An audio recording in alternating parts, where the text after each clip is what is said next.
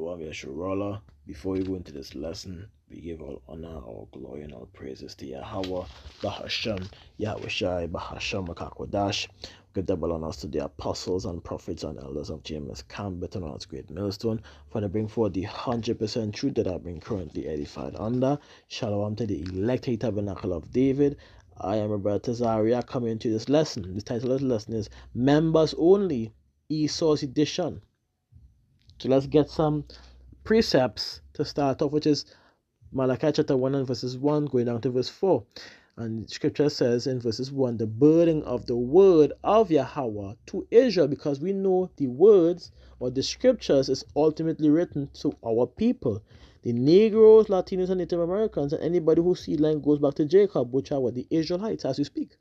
So let's continue. It says, I have loved you, saith Yahweh, yet ye say, wherein hast thou loved us? Was not Esau Jacob's brother? Saith Yahweh, yet I loved Jacob, and I hated Esau, and laid his mountains and his heritage waste for the dragons of the wilderness. Means and that's the way it is. Here's the point. The point is made clear. We are seeing by verse 3 who he doesn't care to deliver, who is going to utterly destroy. Because when you go into verse 4, it says what? Whereas Edom said, we are impoverished, but we will return and build a desolate place. Thus saith Yahweh of hosts, they shall build, but I will throw down, and they shall call them the border of wickedness, and the people against whom Yahweh had indignation forever. So we see him by this precept, Yahweh had indignation, which is vengeance or anger against these people. So if someone has anger, a forever burning anger against these people, what does that mean? He is going to destroy them. So members only to receive this instruction via Esau Edom. As simple as it is. And let's get a precept in Isaiah chapter 34, verses 5. It says what? For my sword shall be bathed in heaven. Behold, it shall come down upon Idumea and upon the people of my curse to judgment. It's as simple as you can possibly get. Let's get the NLT. And when my sword has finished its work in the heavens, it will fall upon Edom, the nation I have marked for destruction. Isn't that very clear and direct? Because of what, and even when they go back to what Amalek did, let's get a precept. Like go into the book of Numbers, chapter 24 and verses 20. And when Amalek looked, and when he looked on Amalek, he took up his parable and said, Amalek was the first of the nations, but his latter end shall be that he perish forever. So he's going to perish along with the entirety of Esau Edom, which we could get just now. But let's go into Deuteronomy, I believe is chapter 25 and verse 17 to see how wicked these people are. It says, remember what Amalek did unto thee by the way when ye were come forth out of Egypt, how he met thee by the way, and smote the hindmost of thee, even all that were feeble behind thee, when thou wast faint and weary, and feared not the Most High. See that? Therefore it shall be when Yahweh thy power hath given thee rest from all thine enemies round about, in the land which Yahweh thy power gaveth thee for an inheritance to possess it, that thou shalt blot out the remembrance of Amalek from under heaven, thou shalt not forget it. It's nothing that we should be forgetting because of what they have done and what they have continuously to do with our people. Because when you go into the book of Amos, chapter 1 and verses 11, this came to pass. It says what? Thus saith Yahweh, for 3 transgressions of Edom, and for 4, I will not turn away the punishment thereof, because he did pursue his brother with the sword, and did cast off all pity, and his anger did tear perpetually, and he kept his wrath forever. And verse 6 it says, but what? But I will send a fire upon Teman, which shall devour the palace of Bozrah. What is Bozrah? Bozrah is the dwelling place. Who is Idumea? Let's get the understanding of Idumea. No, sorry, Bozrah Salak. Bozrah, let me get it.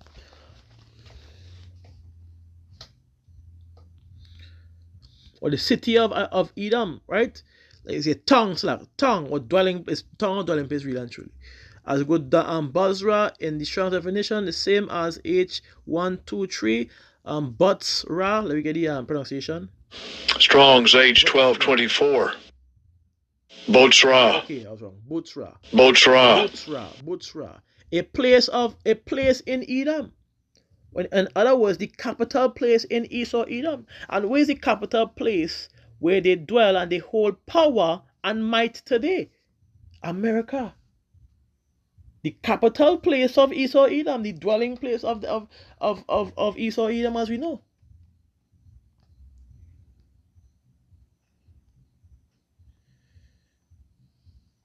So let's go back into Isaiah chapter 34. Even though we get a definition, read it again. And for my sword shall be bathed in heaven. Behold, it shall come down upon Idumeas and upon the people of my curse to judgment. Now let's go into that definition for the word Idumea, because many people still trip on these things. Idumea goes back into what? Esau Edom, as plain as it is. Edom, red, which is Esau Edom. Edom, Edomite, Idumean or Idumean descent. Let me get the translation. Strong's H123. Edom. Okay. Edom. Edom, right? Edom. Edom. Land of Edom. Idumea. Land south and southwest, I say, of Palestine, but we know. Let's continue. It says, Edom, the elder twin brother of Jacob, hence the region Idumea, occupied by him, Edom, Edomites, Idumea. It's directly telling you who they are. No, so you can't. There's something that you can't deny. Let's be real here. It's the land of Idumea, which is America, Babylon the Great. But that is what Bozrah really is referring to. Let's get a precept in which we always bring out during these types of lessons when they go into Ezekiel chapter 35 and verses 5. And it says what? Because thou hast had a perpetual hatred and hast shed blood of the children of Israel by the force of the sword in the time of their calamity and in the time when their iniquity had an end. And let's go and they had shed blood on that land. And let's get a precept in Numbers yet again, chapter 35 and verses 33. As scripture says, it says, so shall ye not pollute the land wherein ye are, for blood it defileth the land, and the land cannot be cleansed of the blood that is shed therein, but by the blood of him that shed it. So in other words, you shed blood, your blood is going to be shed. And let's get our precept to that.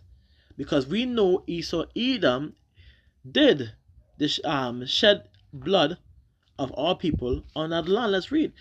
Psalm chapter 79 and verses 1 to 3. It says, O power, the heathen are come into thine inheritance, thy holy temple have they defiled. They have laid Jerusalem on heaps.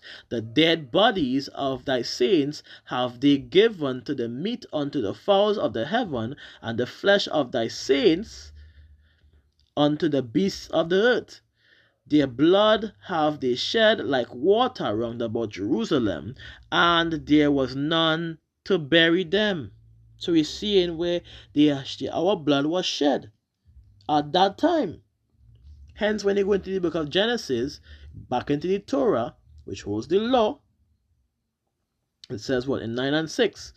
Whosoever sheddeth man's blood, by man shall his blood be shed. For in the image of power made he him. As simple as it is.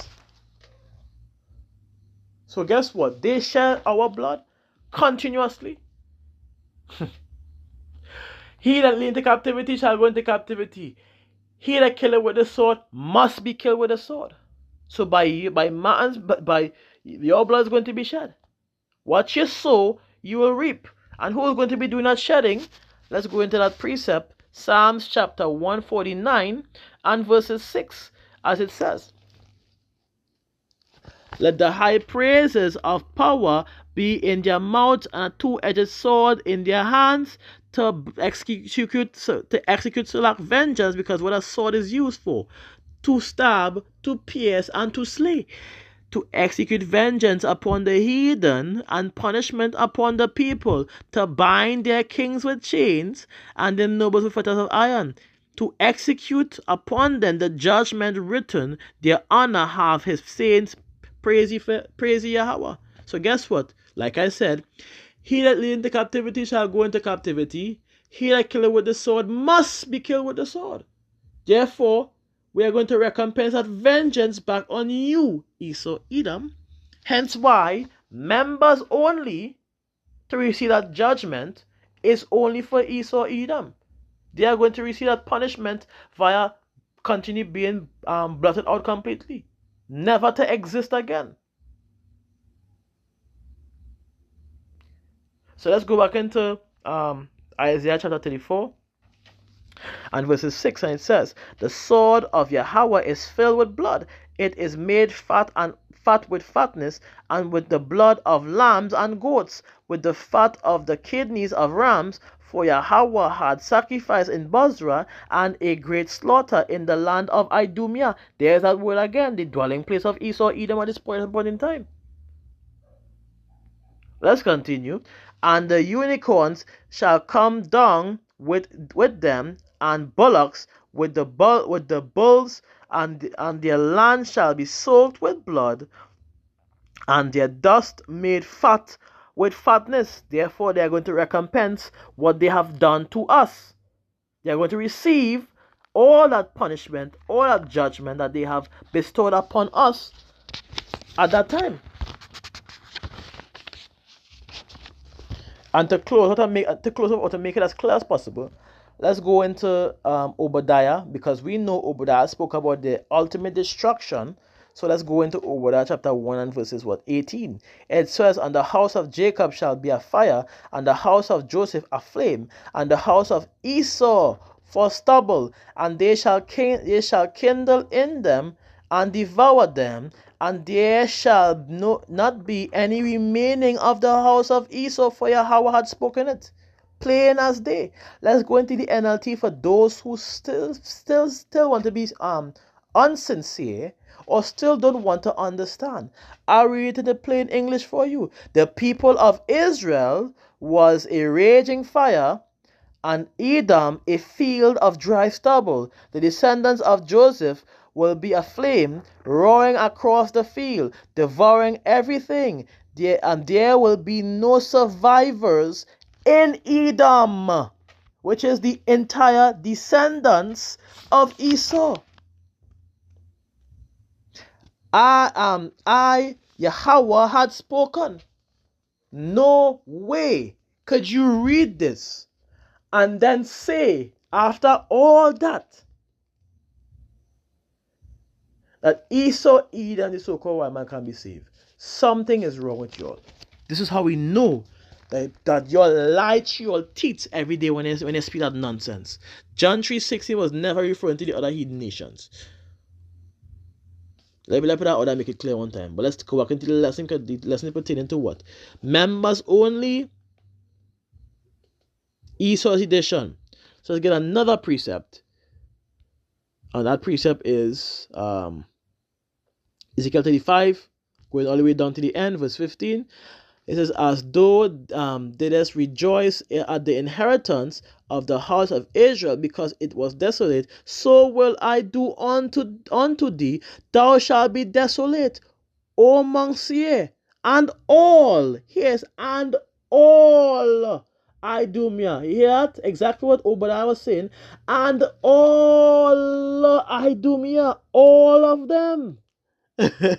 All Idumea. None is going to be left to escape. All is gone. Yeah, and all Idumea. Here's the emphasis. Even all of it. And they shall know that I am Yahweh. This right here seals that deal. It seals that deal. There's no getting around that precept. Let's be real. Sirach chapter 21 verses 9, and we close out with this. It says, the congregation of the wicked, which we know the wicked to be, is like two wrapped together, and the end of them is a flame of fire to destroy them, which was mentioned yet again in Obadiah. You see the scriptures match back together? Let's read. The ways of the sinners is made plain with stones. So we know who that ultimate sinner is, because Esau, Edom know the law, because Isaac taught him the law. But guess what he did? As scripture says, he cast the words of Yahweh behind thee. Doesn't mean you're not going to receive judgment or punishment for your nastiness. You're still going to die. And their judgment is via fire, destruction. So the way of the sinner is made plain with stones. We know who the man of sin is. We know who the son of perdition is. Come on. We know who the wicked is, plain as day in the scriptures. But at the end thereof is the pit of hell. So they're going to receive that sure destruction. Ahead to scripture, why scripture says what? Esau is the end of the world, and Jacob is the beginning of it that followeth. Esau's rulership is going to come to an end. They are going to be put down. Game over, whether they like it or not. So, Shalom Yasharala, Kal Halaliam, Yahweh, Bahasham, Yahweh Shai, Bahasham, Kakwadash.